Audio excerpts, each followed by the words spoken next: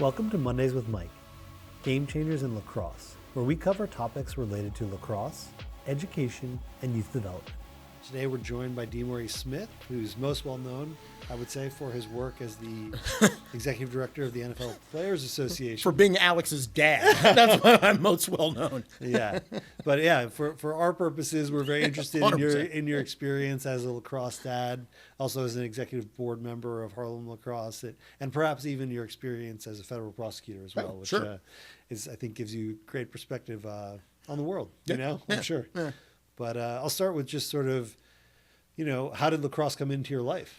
Yeah. Well, first of all, thanks for being here, and it's really a pleasure. I'll never forget the way lacrosse came into my life. I think Alex was maybe 8, and I had coached his baseball team, for years with all of his buddies, and we had a great season. I was already thinking about next year. It was great. And then all the kids came in. They're like, "Hey, Coach D, we're not playing baseball anymore. We're playing lacrosse." And I was like, "Hey, man, that's fantastic. What's lacrosse?" So yeah, I mean, I'm pretty sure I had not seen a lacrosse game up to that point. I mean, it's obviously big in Maryland. But this was in Maryland. Yeah, in Maryland. We were in Bethesda, living in Silver Spring at the time, which is very big. But I grew up in Prince George's County, where lacrosse is just not a big deal. I think DeMatha might have a team, but Riverdale Baptist, where I went, did not have a team. Yeah. We had a football team and basically, massive amounts of trouble.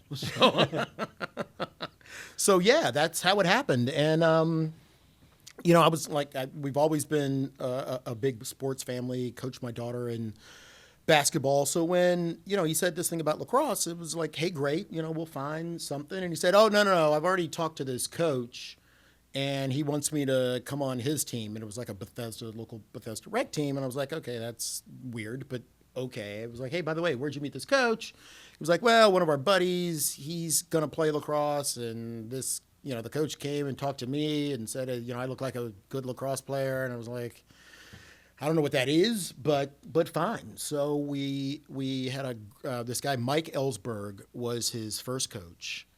And I remember inviting him over to the house to kind of be, okay, what is this?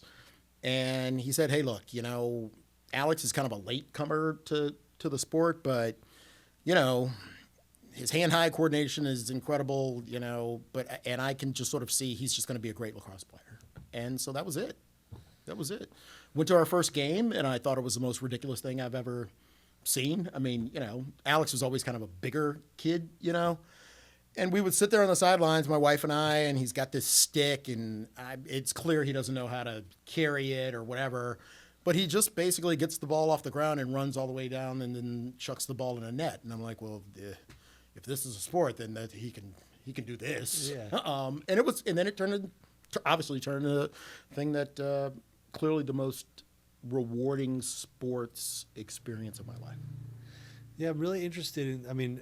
Alex had an amazing career at Maryland and now plays in the PLL, and I'm curious, kind of like, were there moments along the way where he or you as a family sort of started to see like, well, this is going somewhere. Yeah. Like this lacrosse thing is part of our lives, or we want it to be part of our lives for the long haul. I think once he got to law school and he, kind of made this decision about, what's going to be his focus, of the sport. When he got to law school. I'm sorry. When he got to high school. You're the one who went to law school. I'm the one who went to high school.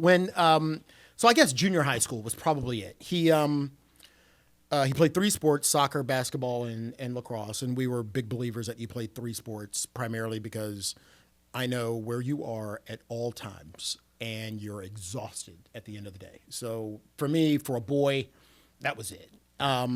He was a really good goalie, really good soccer player. I guess by the time he was in 9th grade or 10th grade, he was all conference and all met as a soccer goalie. So we kind of thought, okay, if there's going to be a trajectory for college, it's probably going to be the soccer goalie thing. There was only one probably he absolutely hated it. Hated it. And lacrosse, he was really fast and really big and could score a lot of points. But, when we would go to tournaments, it was just clear that the skill level, was different. And he had a really good rec, I'm sorry, a really good rec coach. We hadn't yet moved to, a club team. And so, once you start figuring out the landscape of lacrosse, you realize, okay, you've got to get on a club team, and everything is about a club team, and you kind of get recruited out of your club team more than your high school team. So that was like a year of drama trying to figure that out. And then fortunately, probably the best thing that happened, with respect to his career, his high school lacrosse coach left, and the headmaster of the school came to me and said, help us find a lacrosse coach. And so, for the first time in my life, it was fun to kind of dive into something that I know nothing about. And I'm trying to find a great high school lacrosse coach. And, I find sort of two candidates, and I stumble on this one assistant coach who's coaching in college, but thinks he's, kind of done with that trajectory. And I really loved him, and I thought that he was the right guy. And then at the last minute, he decided, no, I'm going to do one more year of coaching in college. And he said, but you should talk to my defensive coach, a guy named Dane Smith. And he kind of wants to get out of coaching, and, his wife's looking for a new job, and yada, yada, yada. So everybody was kind of at that transition moment where, now that we're older, those moments are kind of priceless, right? Yeah. If you kind of match transitions, right? We're trying to find a coach. We're trying to figure stuff out. He's trying to figure out his life. He just got married, and he was at Robert Morris. And so, I had settled on this guy, this other guy. And he said, well, just talk to him. So I set up a call with Dane one morning when I was driving to work. And I usually have about a 45-minute, 50-minute drive. Get on the phone with this guy, and we talked solidly for 50 minutes. And I remember pulling into the building saying, hey, man, I got to get off the phone. I'm going under my building. And, the garage shuts, and the call gets cut off. And I'll never forget, my thought was, man, this is clearly the dude. But, man, I haven't run a background check. Man, I just hope he doesn't have any convictions. Your experience as a prosecutor. That's all it was, Yeah. Yeah. And then, so it changed. And Dane came in, and he was a really serious coach, grounded in fundamentals, and changed the trajectory of Alex's life. Yeah, it's very interesting, your perspective, because, what we're doing at Harlem Lacrosse, we are trying to find those people in the world and hire them and embed them in schools in places where we think there is not educational equity, where kids need more opportunity. And we're trying to marry this sort of like academic experience with just like a really comprehensive and positive lacrosse experience.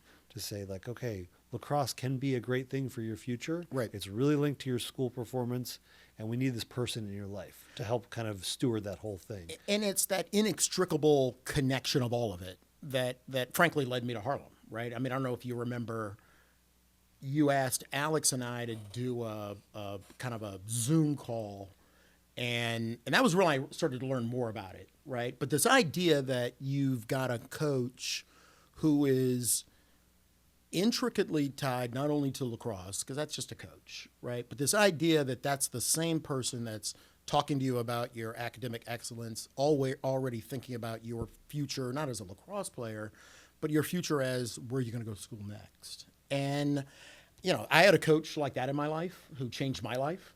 And literally the only thing I wanted for both my daughter and my son was that when they got to that point in their lives, I wanted them to have that kind of coach for their lives, because I knew how much it meant to me. And that ability to inspire, teach, hold someone accountable, but also provide a greater vision than what most kids would have on their own, or especially in a place where there isn't educational equity, right? It's just hard for kids to dream. And I have this saying that kids need, windows and mirrors, right? They need mirrors because they need to see people like them who excel. But equally important, man, they need to be able to see a window of what's out there and someone who can sit down with them and say, hey, these 5 things are important for you getting there. Yeah, for you to say that moment of finding Dane and sort of like, we have this person that changed the trajectory. And prior to that, maybe Alex wasn't on this page, but sort of like he was on a path where college soccer seemed like probably a likely or at least a potential outcome. And he's not like thinking about college lacrosse. It is kind of mapped to what we hope at Harlem Lacrosse. Not that we want every kid going to play college lacrosse. Right. We want kids who have the interest and aptitude for that to be available to them, but we want them to start to see a future for themselves somewhere. Like, hey, what is possible out there for me? And how can this experience of, okay, I've now met someone or I've had this lacrosse experience sort of open my mind a bit to like, what is in the world for me that I want to chase after? And maybe that's related to lacrosse, but maybe it's not. I think that what the sport gives you, any sport gives you if you have a good coach, is that there is a commitment for you to be your best. And I think that's the one thing that coaches are just conditioned to bring out of people. And so, what I thought that, the most important thing that I think Dane provided to Alex was, look, he comes from a family that's, nobody's struggling, right? So he's going to go to college. We all have a 529 plan. It's all going to be fine. But I think without, at least for him, without that sports emphasis, there could easily be this sort of, average, right? It's a B minus is just as good as a B plus if I'm going to go to college, right? But, if you have a coach that demands, the extent that, you and I both learned how to push ourselves beyond what we believed we were capable of. And then realizing that if we do that every day alongside of everybody else who are doing it every day, you grow in a way that I'm not sure I would have grown on my own. And Dane was the kind of guy that, look, he'll, maybe Alex won't want to hear it now that he's at Goldman Sachs, but, there were days where that guy was sitting in his office doing his homework because he hadn't done it. Right? Or there was a guy that, times where he was probably getting chewed out for something that he did in class on the lacrosse field.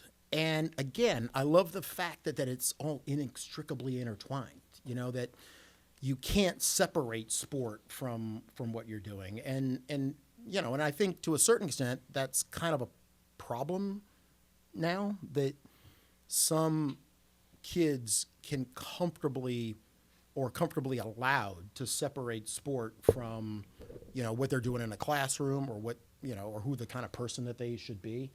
And then, the worst outcome of that, I think, is if you have someone who's incredibly talented, right? But they're not being held accountable in the classroom and they're not being held accountable about being a good person. Yeah, I think it's, as we sometimes describe at Harlem Lacrosse, sort of like you have to love kids enough to say you can do better. 100%. And can be a unique relationship, but sports is just such a beautiful place for that to flourish. I know that was definitely my experience where I had people who really cared about me and times where I was doing really well. Yeah. I was, achieving success on the field and I had someone saying, that's not good enough for you. Right. And that was really important. It had nothing to do with lacrosse. That's like, I had a lot more to do with how I was going to be successful in other areas of my life. Oh, and think about it. The first time you hear that, everybody's first reaction to that is negative. Right. It's kind of like, wait, we're winning the games. Like I'm scoring the goals or I'm stopping the goals. Isn't that enough? How much more do you want from it? Yeah. Right. And that's the beauty of it because everybody's first reaction to that is negative. And then you grow. Right. And then you start holding yourself accountable in a way that not only you didn't do, but you start holding yourself accountable in ways that other people can't make you do. And that's being an adult. Yeah.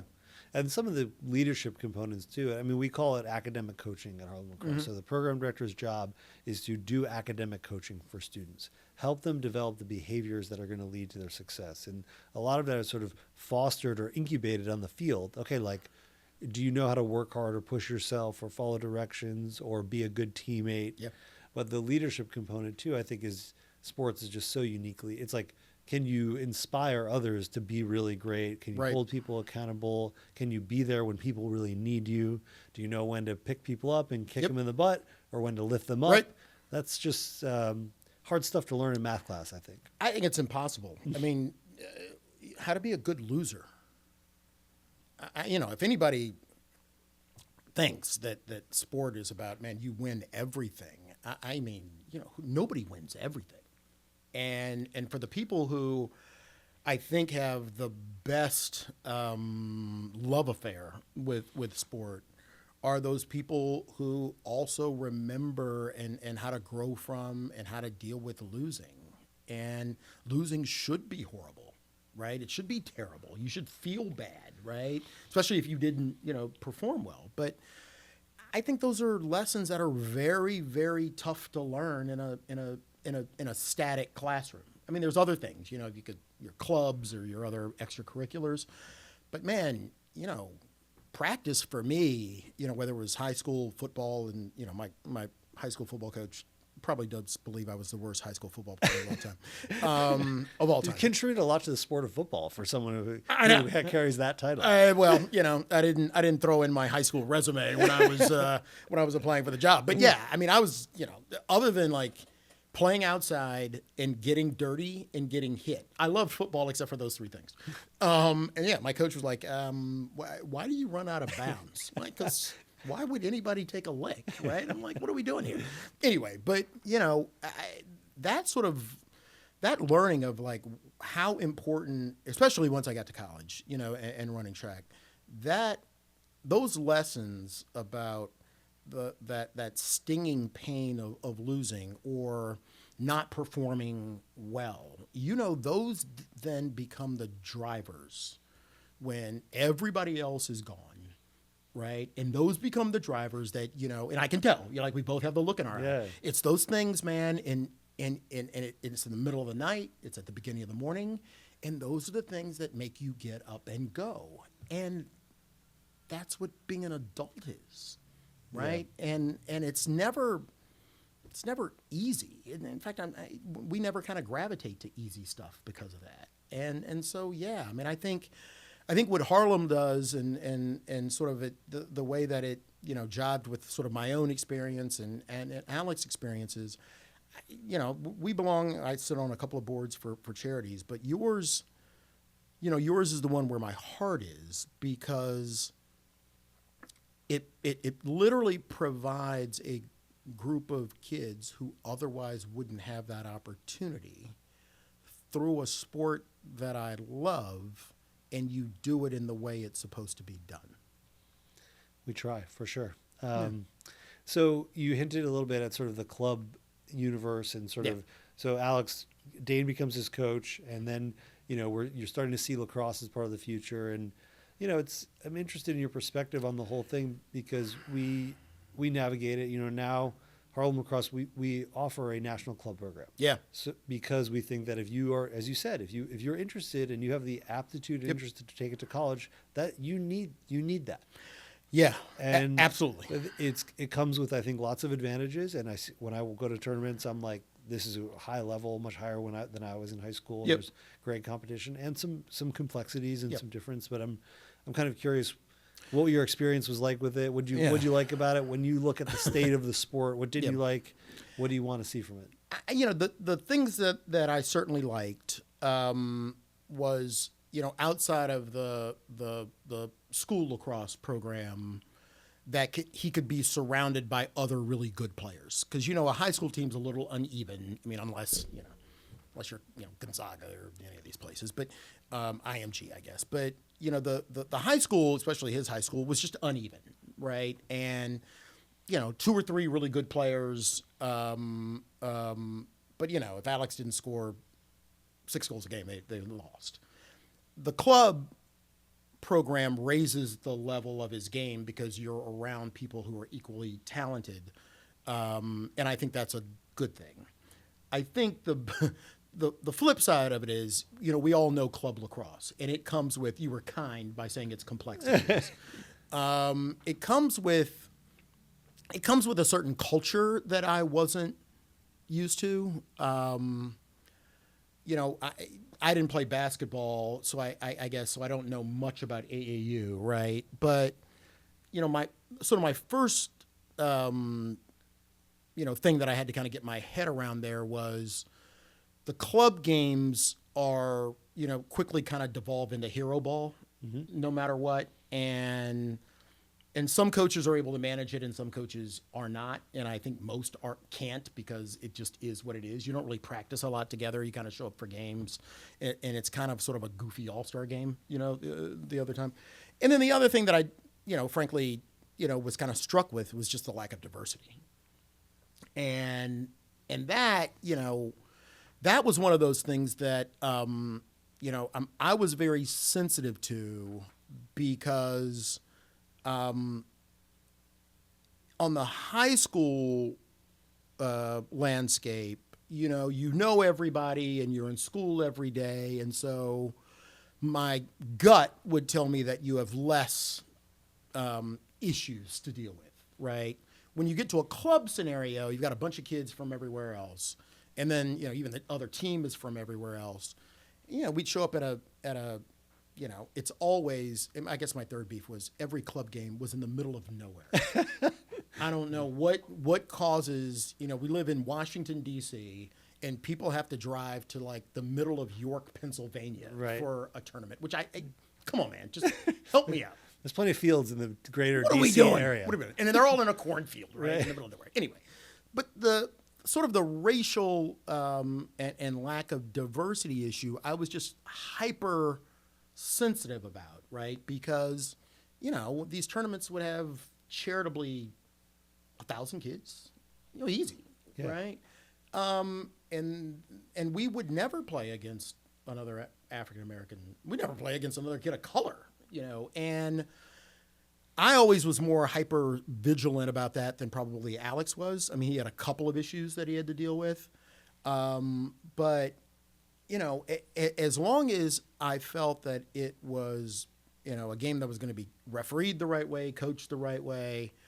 But those three things I always felt, the last one, the middle of nowhere thing is sort of goofy. But the two things about sort of the lack of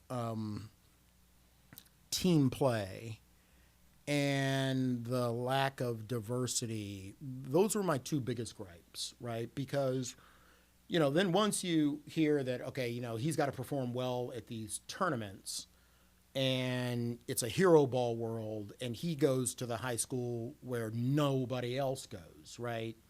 So I'm sitting on the sideline and I'm like, man, pass the ball every now and then, right? I mean, just for the sake of the fact that, perhaps. And he was always a player on club teams that would defer, right? So now I'm like, okay, dude, we have to just snap you out of this thing. And it took a while. But, again, the good thing about sport, man, it might have been something that he was uncomfortable with at the beginning. But, the further that he got into the process and he sort of realized, well, wait a minute, if I'm just the guy on the field and I never touch the ball, then there's a lot of coaches who have a big zero, by my name. And so, he grew into that role, which was great. Yeah, you hit on a lot of the reasons why we do operate the Harlem Lacrosse National Club team, which is it's a big endeavor. It's a big commitment for our organization. Absolutely necessary. But it's, I was recently at a high school game in Compton, California, watching, and as you described, it was uneven. There's a wide variety of skill level, but there's some kids that if they want to play college lacrosse, it could be in their future. Mm-hmm.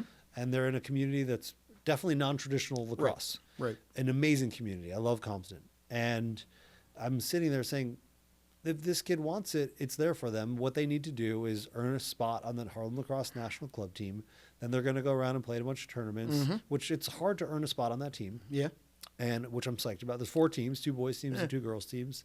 And then if they do what they need to do and they're plugged into the way that we manage the club and the way that we do the college counseling, they'll have the opportunity to go in college. And it's but we see some ugly stuff out there. You hit it at the lack of diversity, and there's the nature of hero ball. It just becomes like this high pressure. Sometimes it brings out the worst, not the best in people. And the parents. Exactly. And the club and the operators and referees, all the stakeholders. And we try to we've learned a lot about it, but we try to craft an experience that we think is going to be positive. We want someone to go to one of those experiences and be like, this was great. This is cool. I want to do more of this. Not like, it can be the opposite. Yeah. Yeah, and I think, you try to control the things that you can control.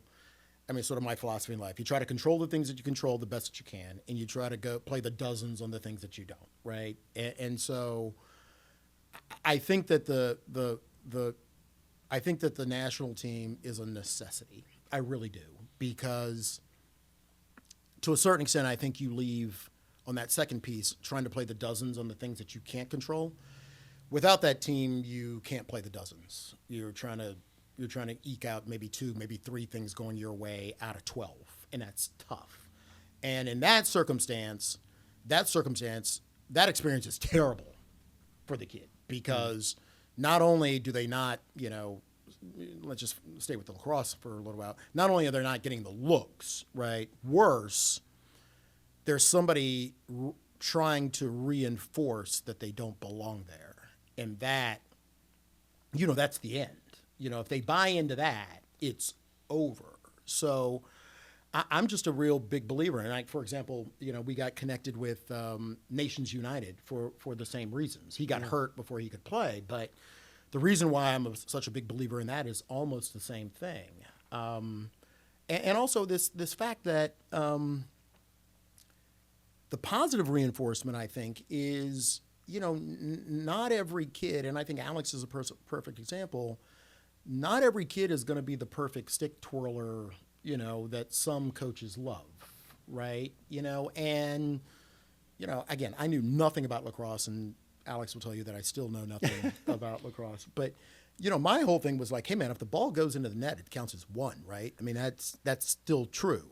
So I don't care how you get there. Right. Just get the ball in, right? And if it's over, around, or sometimes through somebody, the ball goes in, right? And what I did find on the club circuit, though, was just this kind of overemphasis on some club coaches looking for the players who were like them, or I'll say it bluntly, who play the lacrosse that they want played.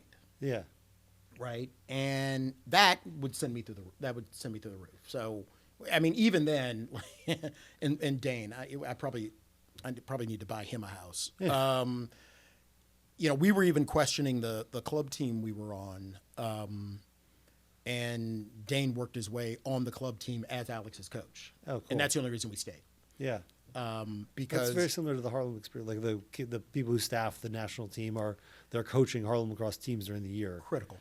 Yeah. Critical, because you know the student, you know what's going on, and also sometimes you need a coach to kind of run interference for the things that you can't control as a player.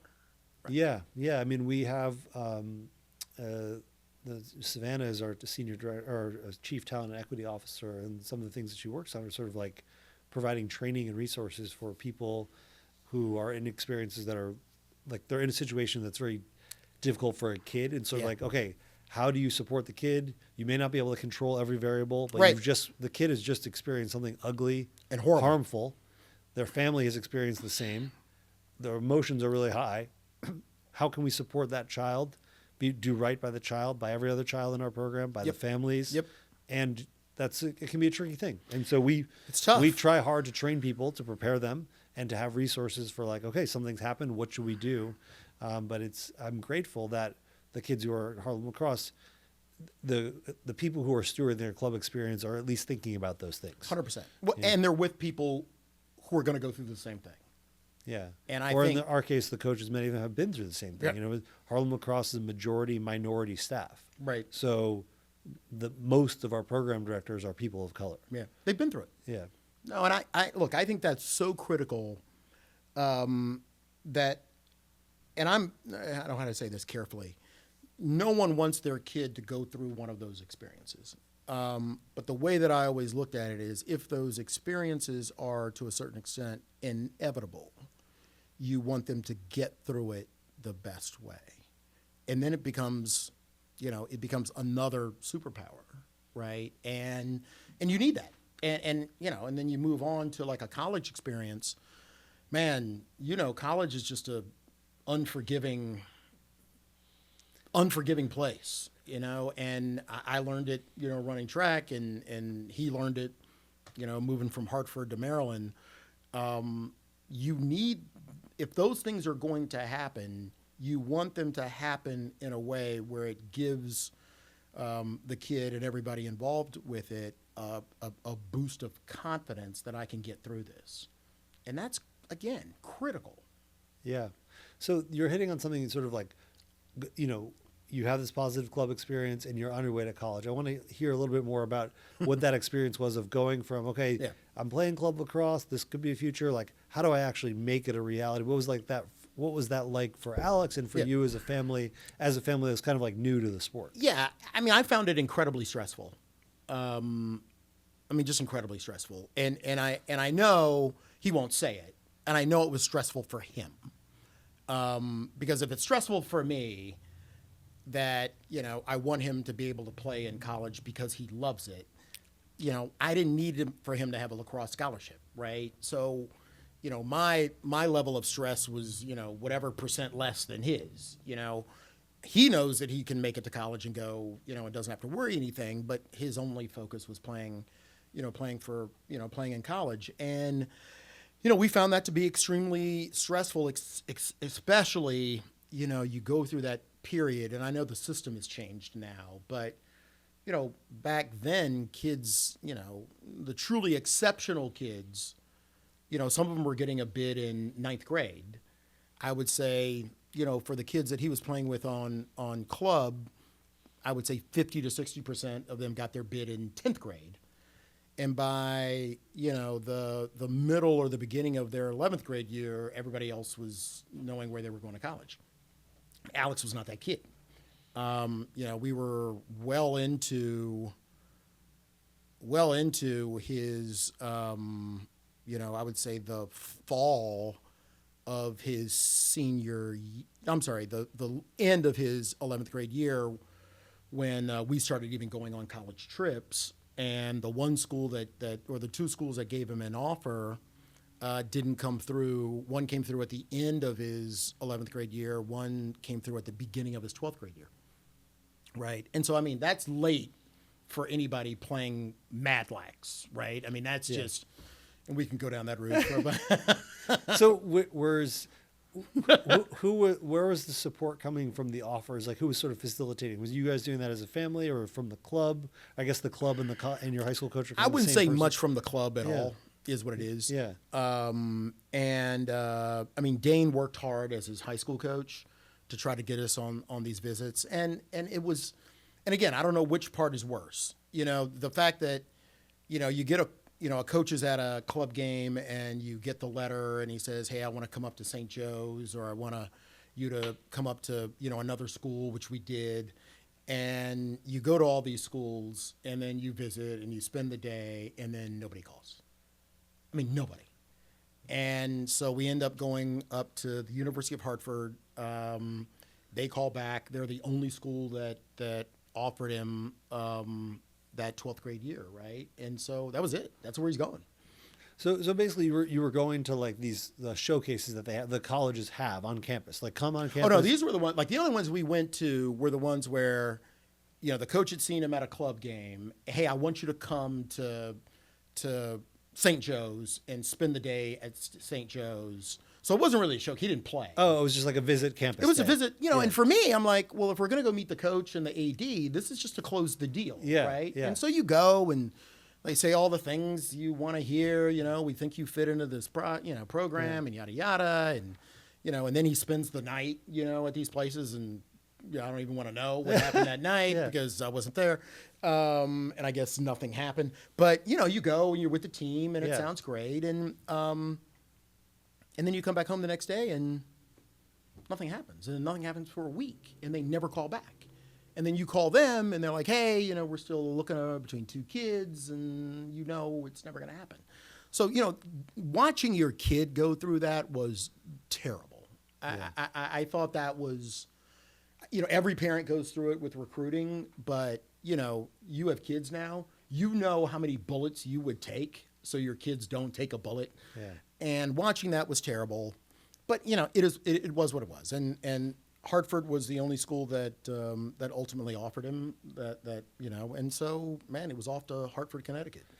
So it highlights a lot of what now that we have the club program and we have a continuum of services from grade 6th grade through 12th grade, a lot of what we're trying to help. And, you're talking about his recruiting experience, and you're coming from a household with, where college is already a big part of the culture. It's a culture. You have many degrees, having gone to law school and stuff, and there people in your home have all gone to college, and financing may not be as big of a factor like that's going to be there. And so part of what we're trying to provide for our students is that all of this what you just highlighted, where maybe we could have gotten more support of. Okay, how do we talk to the coaches? Who do we follow up with? Who do we not follow up with? What do they mean when they say they're looking at another kid? And you're trying to map that with the academic profile. Okay, is this the right fit for me? And then we're talking about, okay, no one in my family has ever gone to college before. So what should I be looking for? Right. What is this whole process about? And financing is a huge part of it. How are we going to pay for this? What is a decision that makes sense? That's a lot of the services that we are trying to provide and wrap into one to say, okay, like these are state opportunity programs you need to know about. Right. That means that these schools should be higher on your list. Now let's start drawing the Venn diagram. We've seen you play. Right. If only about half of our kids are going to play college lacrosse in college, so for some of them that's not a factor. But if that is a factor, okay, like how do we map that? And that's we're learning a lot, but we've been investing a lot in that service, and I'm really proud of the work the team is doing. But I'm just curious to hear your point of view on it. Like having been through it as a parent, you're like, hey, there's hard parts of this. And now thinking about the students of Harlem Lacrosse, like what do you think is important about the support that we can provide at those moments? I think that providing that wraparound of everything that goes into finding the right institution for the person, again, whether they play lacrosse or not, I think having the team to provide that level of wraparound service, because and the reason why I say it's wraparound is it's, you're interfacing with the university, you're obviously interfacing with the kid, and you're interfacing with the parents, and you're doing all of that interface with a bunch of other factors like financial aid, support. Is this the right environment? Is this the right coach? Is this the right team? There's a constellation of data that goes into that intersection between the, I guess, 4 people that are in that mix. But having a group of people who are trained to do it, who want to do it, and want to do it for the right reasons is, I think, indispensable. We, again, going back to the resources, we were fine, right? I would have loved to have had that group of people, because, you find yourself on a little bit of an island.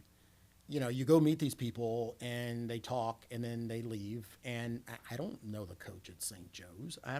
Like when he says, I'm trying to decide between him and another people, your team knows what that means, right? Because you've got the intelligence, you might have a conduit in there. It's their job to know. And you've seen it enough times to where, you probably also know the other person that he's looking at, right? And so, when someone can say, hey, that coach has said that he's looking at you and he's trying to pick between you and another person at your position, your group knows enough about, the entire ecosystem to know, hey, you know what? You're probably not going to get to that school.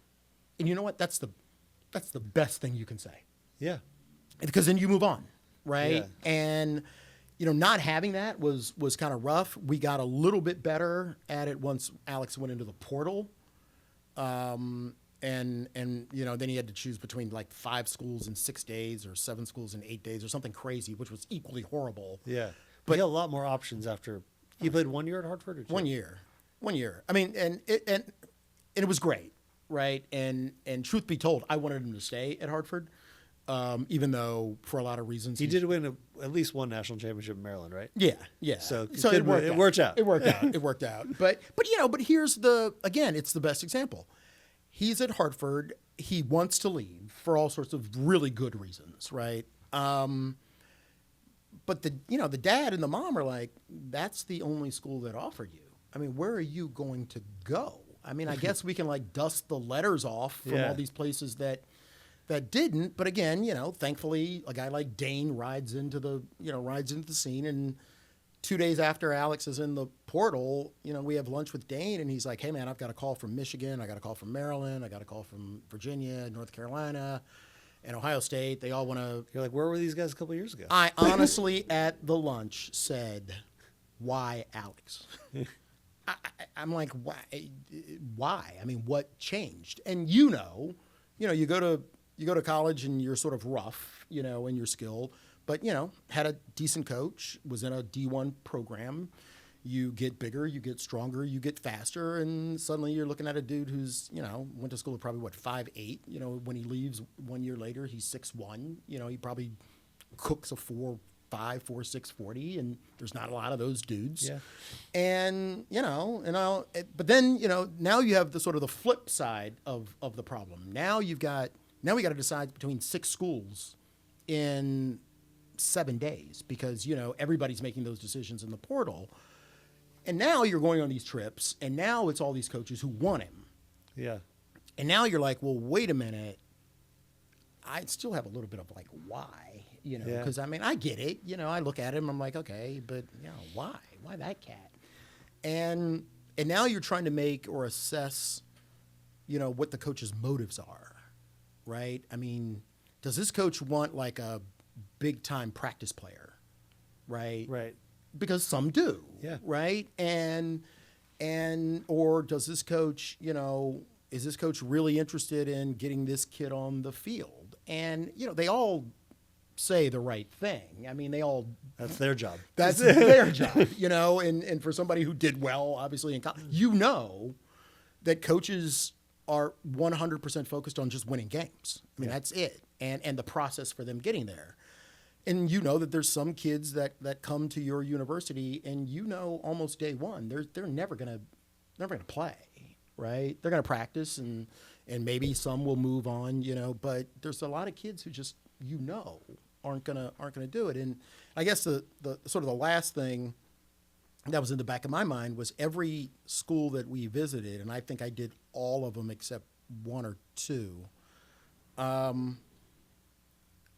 I remember telling Alex at every visit, you have the worst resume than any kid on this team. I mean, everybody's kind of like all state or, definitely at Maryland.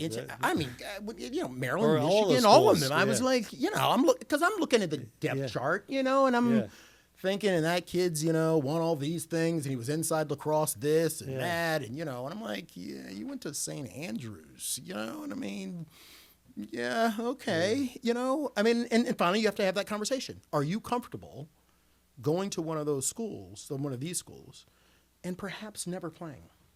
And that was that was the only kind of contribution that I had for this whole thing was just this level of, brutal sobriety and honesty. Yeah. There's lots of really great players at Maryland who don't play. Oh my God. Oh, I mean, and again, I'm going through the thing and, you click on the little button and it tells them all the stuff they've won. And I'm like, whew, you don't have any of those cat. And, for him, it was like, I'm fine, but you know what? I'm going to play. And it worked out. Yeah, there's so much nuance just to the athletics piece, but it's analogous to the other components of it too. Like 2 years ago, the Department of Education, hopefully we still have one soon, but I'm not sure. They remade the federal financial aid form, and so the process for applying for financial aid changed, and there was all this problems with the rollout. And as a result, many fewer people, like millions of people, did not apply for financial aid. And Harlem Lacrosse counselors are sitting there saying, okay, like this is how you navigate the system. There's a lot of what we call systems navigation, right, just on financial aid. It turned out to be a great year for kids in terms of receiving aid, sadly, because I think there were a lot of people who didn't apply. Yes, and who should be getting it and should be going to college. But then there's other components where it's sort of like, we're counseling kids that go to a wide array of schools, like Ivy League schools, Ivy League lacrosse, and kids who are going to HBCUs, which is just a different experience, different financial factors involved there. Kids who are going to community college, and sort of like, okay, we got to be good at all of these things, and we got to understand the nuance that goes into the sports piece and the nuance that goes into finance, academics, and every other element of college. But when we do that right, we're just seeing such beautiful outcomes, magical. you know? And that's what it excites me about where we are, because there's just a lot more kids. We've kind of built that muscle of how to be good at that. For when classes, graduating class have been 50 to 60 kids the last few years. This year's class is 95. Next year's class, the 26s, is 145 students in it. Yep. So every year we're talking about 100 to 150 kids getting that experience. That's where we're going at Harlem Lacrosse. Well, and what I would say is, first of all, you do it so well, but that team approach, remember, and again, then I move on into this crazy job where I'm dealing with a whole different type of athletes, charitably said. I guess one of the things that just struck me, though, was, that team of people literally navigating that course, that journey, with the player and with the parents. I mean, it wasn't until I got to, this job that I realized that for a lot of the other athletes who, are the, 5-star recruits for X, Y, and Z, especially if they're going to be quarterbacks or I would say, maybe wide receivers. Let's just make it simple for quarterbacks. I realized that almost every 5-star recruit for a quarterback, I would say after sort of 2014, 2015, they had their own team. Yeah. Right? I mean, there's a strength guy. There's a school guy. There's a private coach. Now there's somebody negotiating their NIL. I'm sure. 100%. But also, I mean, I guess what the and it just dawned on me. I mean, I think one of the things that Harlem does well is having this team to succeed. People should just understand that there's a lot of people who may not need to worry about the finances, but they equally have their team. Yeah. And what this is doing is literally just leveling the playing field for a group of people against a group of people who probably have their own team anyway. And one, I guess said another way, it's not that one group of people need it, it's that everybody else has it, right? And that to me, you go to this issue of equity. Yeah. That's the thing that, again, that I'm really proud of to be a part of Harlem, because it's literally providing this network of people that help students in the same way that if you go to, and we can tick them off, especially in lacrosse world. Yeah, right. We send many Harlem Lacrosse students go to some of those schools, because about 10% of the kids are going to independent schools. So if you're going to Deerfield or Exeter or whatever. Yeah, McDonough or any of these places. You go to Landon. Yeah. I mean, they have a pretty good network of people helping out those kids. It's not like, Johnny just happened to be able to, score a lot of points and he ends up at X. No. Right. No. There tends to be a network of people that they have too. Yeah. I mean, I think you've highlighted something that's very fundamental to why I'm involved in Harlem Lacrosse, this equity issue of, the education system is largely privatized. Club sports are privatized. College counseling is privatized. Even private education, and that has meant a lot of resources have been funneled into it. To which I don't bemoan anyone. I love that children have a ton invested in their education, and I want that for all children, especially for kids for whom they've had some unjust or unnecessary hurdles put in their way. And so that's really what we are trying to do. Right. We look at the experience that Alex had, or even some of the kids who maybe had more in terms of like club lacrosse or whatever, and we say, okay, can we deliver that same experience to kids who are living in low-income urban communities in this country, and will it work? Will we get the same outcomes? And through no choice of their own. It's like birth. Yeah. Right? Right. It's birth. Yeah. And this, this sort of unseemly, counter narrative that, somehow they are to blame for this, or they just simply haven't pulled themselves up by their own bootstraps. I mean, I come from a family where both my parents spent almost the entirety of their career working for the federal government. right? Both of them were a part of that great migration from the South. My dad goes to college on a GI Bill. My mom goes to a segregated, nursing school. And the one theme, though, that you can, or the one thread that you can constantly kind of go through this whole thing is, man, somewhere along the line, man, whether it was a grant or a GI Bill or a government job or, putting an end to lawful segregation, right? Those things changed their status that they otherwise would have been stuck in by birth. And so this idea that, we can take, a wonderful organization like this and, just try to make it close to the equal opportunity that everybody else has. That's what I find to be not only the challenge, but the really beautiful thing about it, right? And then at the end of the day, man, the result is you get a great education. I mean, ding, ding, ding, that's the bell. I mean, it's over. That's the win. Yeah, I was talking to a Harlem Lacrosse alum 2 days ago who works at a corporation in New York that is a big supporter of Harlem Lacrosse. Mm-hmm. And he was talking about his experience growing up and how when he joined Harlem Lacrosse, he was getting detentions all the time in middle school, but he was a good kid, but he was kind of a knucklehead. And he lived in the polo grounds, lived in public housing, and he's going to a public school.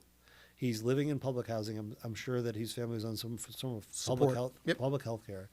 And I look at that and I say, wow, those are like great investments for society. Because now I see what he's capable of achieving, and there was this talent sitting there. He was getting detentions. He's walking around a public school in Harlem in detention half the time, but he's someone who totally can have incredible contributions to make as a leader in his community.